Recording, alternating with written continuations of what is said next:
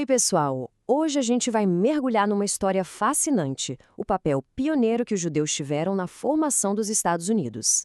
A nossa fonte para essa conversa é um livro de 1969, Jews in American Life. E o foco aqui é entender como ideias revolucionárias e um espírito bem destemido ajudaram a construir a nação que a gente conhece.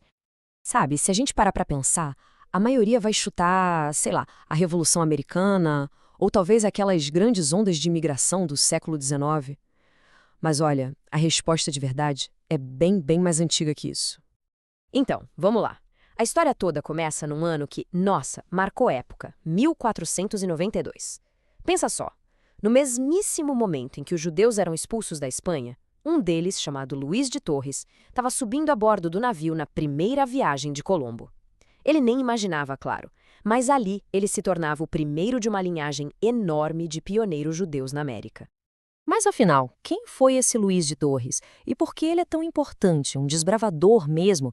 As contribuições dele podem até parecer meio inusitadas, mas o impacto que elas tiveram foi gigantesco, tanto aqui no Novo Mundo quanto lá no Velho Mundo. O mais incrível sobre o de Torres é a quantidade de coisas que ele fez pela primeira vez.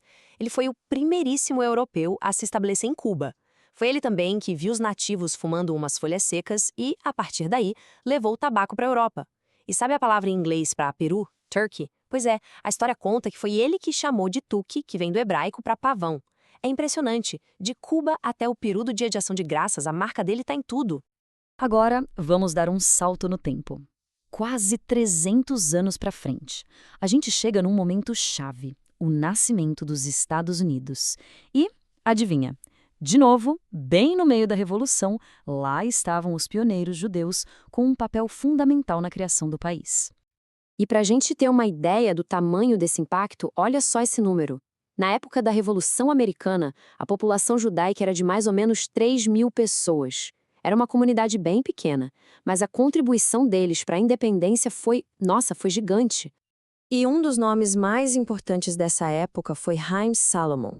O cargo oficial dele era algo como corretor do superintendente de finanças.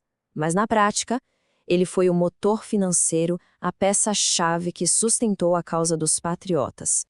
A história do Salomon, sério, parece coisa de filme de aventura. Ele foi capturado pelos britânicos e, lá na prisão, usou o fato de falar várias línguas para ajudar outros prisioneiros a fugir antes dele mesmo conseguir escapar. Já em Filadélfia, ele se tornou o cérebro financeiro por trás da guerra, conseguindo dinheiro que o exército do George Washington precisava desesperadamente para continuar lutando. E o mais impressionante, muitas vezes ele usava o próprio dinheiro para fazer empréstimos que nunca foram pagos de volta. Ele basicamente sacrificou a própria fortuna pela liberdade. Ok, com o país já estabelecido, a próxima grande fronteira era a economia. A América precisava de gente para construir, e aquele espírito pioneiro agora ia se voltar para revolucionar o jeito que as pessoas viviam, trabalhavam e, principalmente, faziam compras. Pensa como era fazer compras antes do século XIX. Era uma confusão. Tinha que pechinchar preço, cada loja só vendia um tipo de coisa, e a experiência toda era super inconsistente. Mas uma nova ideia estava começando a surgir no horizonte. E foi aí que entrou Adam Gamble, um imigrante com uma ideia que era, para a época, radical.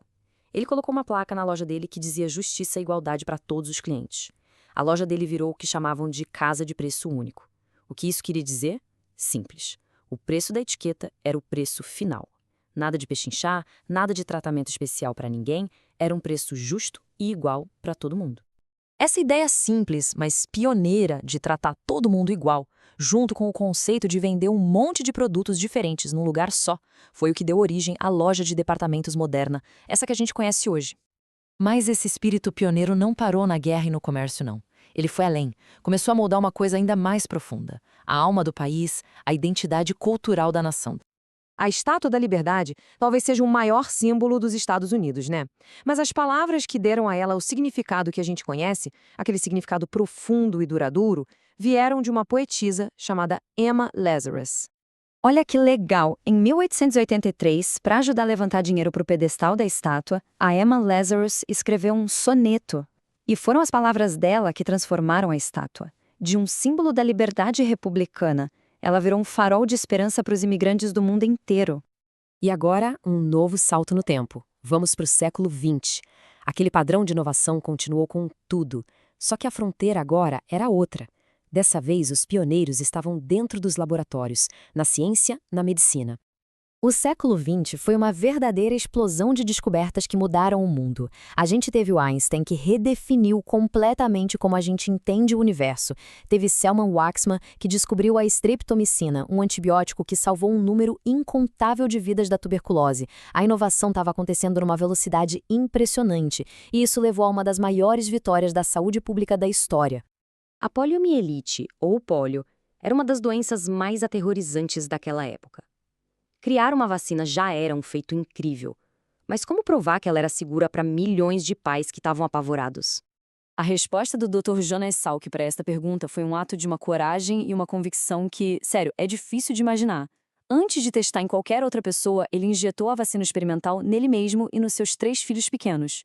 Foi o gesto máximo de um pioneiro, colocando a própria vida e a da família em jogo pela sua descoberta. E é aqui que a gente consegue ver o fio que amarra todas essas histórias. Como o próprio livro diz desde o comecinho, a contribuição dos judeus para a vida americana sempre foi sobre pioneirismo, sobre trazer ideias que na sua época eram revolucionárias, mas que com o tempo se tornaram parte da base da estrutura do país. E tudo isso nos leva a uma última pergunta para refletir.